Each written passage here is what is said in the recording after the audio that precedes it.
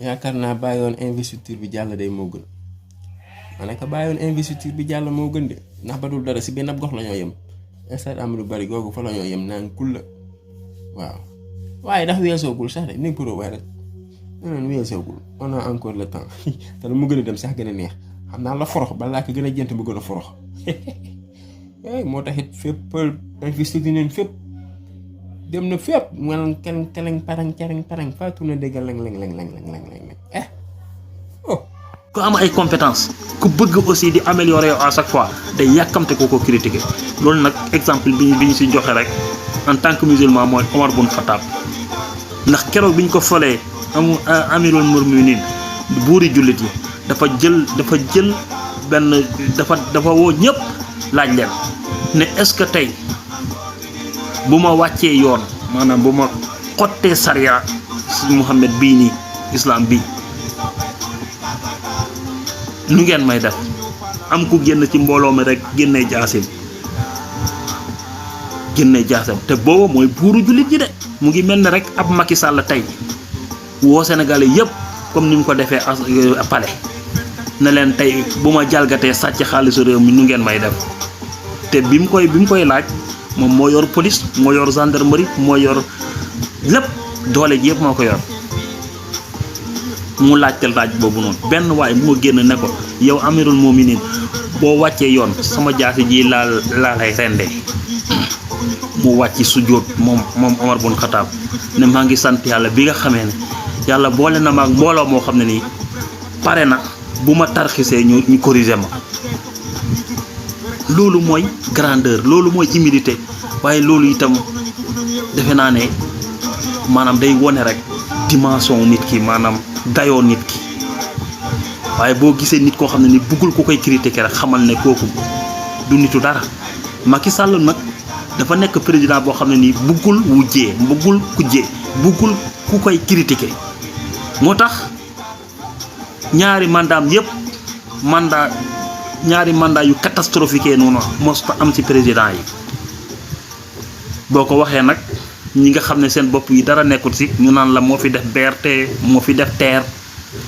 waaw moo fi def nangam ak nangam te yi lay wax ni yëpp amul benn impact réel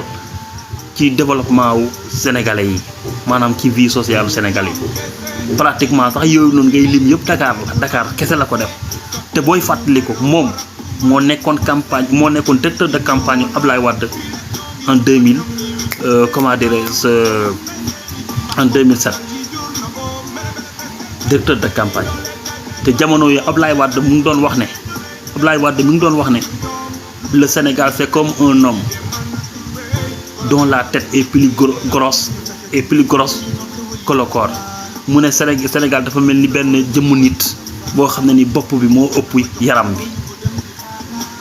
Ablaye Wade noonu la doon misaalee Sénégal pour wax ne rek lépp mu ngi concentré wu Dakar ñu foogoon ne moom bu faloo dina def décentralisation moo tax acte 2 de la décentralisation bi jéemoon na ko mais c'était pas bien mûri c'était pas bien réfléchi waaw yow Macky Sall mën nga ànd ak Ablaye Wade mu am xalaat boobu noonu yow nga ëlbatiku falu ci ginnaawam nga waroon a indi acte 3 de la décentralisation nga indi ko mu waroon a nekk lu bénéfique pour sénégalais yi nga ëlbatiku sa yow nga ne yow da ngay def une nouvelle ville Diamniadio te ay pôle de développement waroon fee am nga war a mën a def Kaolack benn pôle de développement dem Ziguinchor def fa benn pôle de développement dem Saint-Louis def fa benn pôle de développement et cetera nga may sax Dakar mu nooyi waaye nga fatt ko fi mu doon nooyee que néew sax muy Diamniadio nga fatt ko nga ne yow yaay ville de xawma lan ngay millénaire xawma ngay def ak ba léegi mu ngi nii lan la defal Sénégalais yi lan la jëriñ Sénégalais ñu ne woy tabax na stade tabax na arena woy indi na BRT indi na TER nangam yéen ñi koy wax ne yëpp tey ngeen gën a ndóol ñi ko gën a mën a yuuxu buñ xëyee duñu am luñ dëkkee kon loolu ban impact la xanaa balaa boo yoree kër balaa ngay defar jënd salon 1 million jënd télé 300 000 wala 500 000 xam nga et cetera maanaam plafond boo xam ne ay 3 millions nga koy plafonné indi lampe yoo xam ne ay 5 millions nga leen di jëndee pour mu rafetal kër gi xanaa balaa ngay def noonu yëpp loolu yëpp xanaa añ bu jotee Sénégal kii sa waa kër añ reer bu jotee ñu reer ñu am lu ñu reeree ndékki bu jotee nga jox leen ndékki waaye ñoo xam ne nii dañuy gobar jaas añ rek la ñuy añ te añ bi sax dee ko dégg buñ tiimee bool bi boo yéexee doo suur waaw léegi nag ñi nekk ci biir kër gi buñ génnee di puukare naan suñ kër a gën a rafet ci kër dëkk bi suñ kër am na nangam suñu kër am na nangam seen kër amu ko fekk ñoom dunduñ lekkuñ naanuñ te waa ji nga xam ne ni mu ngi yore néegum ñax boo demee di nga lekk ba des dina am sax boolu dof nga xam ne gan bu fa jaaree sax ñu yekkal ko ci ñuy dund bu neex di waxtaan di ree di kaf di kii fee nag boo fa demee kër ga rafet na de waaye ñëppay meroo kenn du ñemee wax sax kenn du ñemee sëqat yooyu misaal la rek pour wal la ne am na lu ñuy glorifier du luñ war a glorifier liñ war a glorifier mooy est-ce que priorité yi mettre nañ ci l'accent te priorité yi mooy permettre jeunes yi la majeure partie ñu am liggéey jeunes yi yëpp mënuñ leen jox liggéey quand même mais sax du état sax mooy joxe liggéey mais dafay mettre les conditions xoolal Sénégal yëpp àll la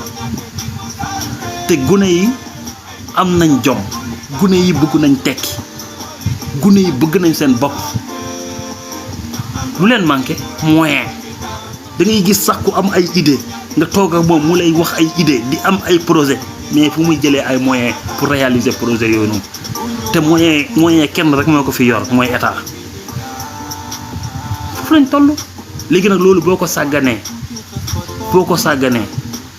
di def ay investissement de prestige nga xam ne yow Macky Sall yaa ko doon dénoncé en 2012 investissement de prestige yaa ko doon dénoncé di ko fustiger naan c'est anormal benn fourchette boo xam ne nii pratiquement 60 kilomètres la wala sax 30 kilomètres il faisait allusion à l'autoroute Diamniadio nga def ko milliards yu dul jeex loolu Macky Sall moo ko doon dénoncé bi mu ñëwee il a fait pire avec la terre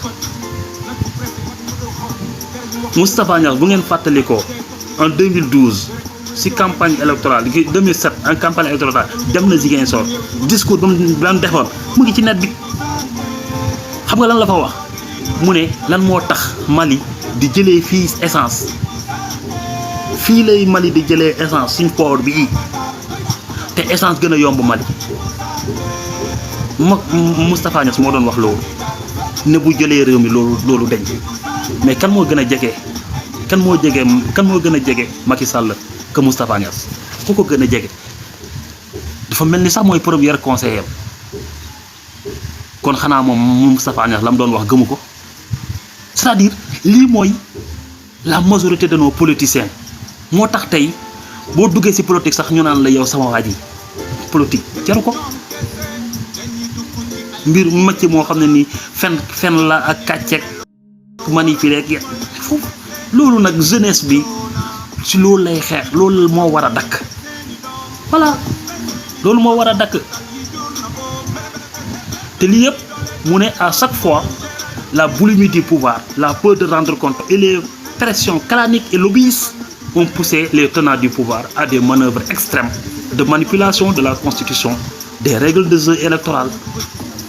et n'eût été son solide socle de régulateurs sociaux l'irréparable serait plusieurs fois produit mais nag fi mu mujjee nii ne n'eût été son solide socle de régulateurs sociaux mais loolu ñu ngi ko commencé perdre ñaata yoon la fi Sénégal yi génn ne ñi war a wax nañu wax déggoo kenn te président François bi mu wax ni mooy ñi amoon taxawaayu suñu maam bu baax bi yàlla na ko yàlla dolli leer Abdoul Aziz Sy Dabakh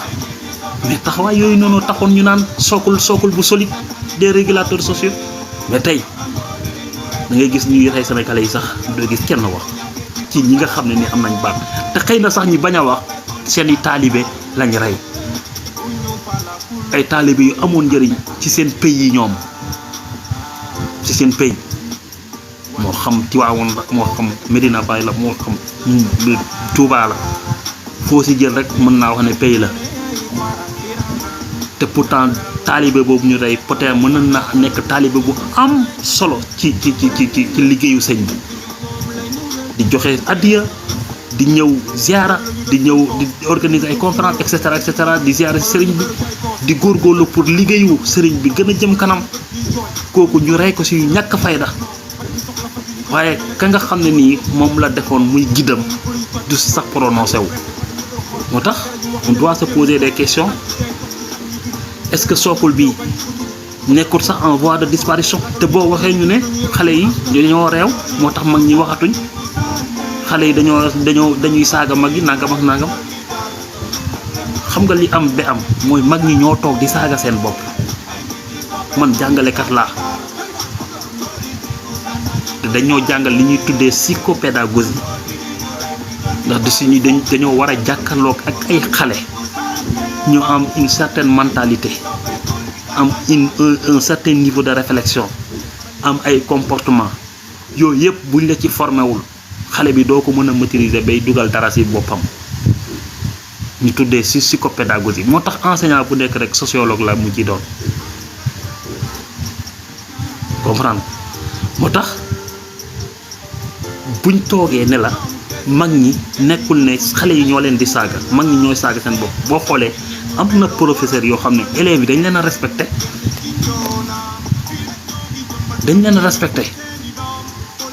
waaye respect boobu noonu du ci seen du lu ñuy sol wala du ñuy déedéet ci comportement bi ñuy won xale yi la ndax boo bëggee d'ailleurs sax d'abord boo bëggee xale yi respecté la xale lu mu tuuti tuuti da nga ko war a respecté da nga ko war a jox cër wàcce ko ci wàccuwaayam waaye boo ko ne xale nga boo koy jaay na xamoo dara maa la gën a xam di ko gëdd di ko kii xale boobu du la respecté dafa na mel ni nag loolu moo dox suñu diggante ak yeneen génération yi tey ndax dañoo jàppee xale te li gën a garaaw mooy da ngay gis mag moo xam ne dalaan la man bi ma nangamee yow da ngaa juddoo ko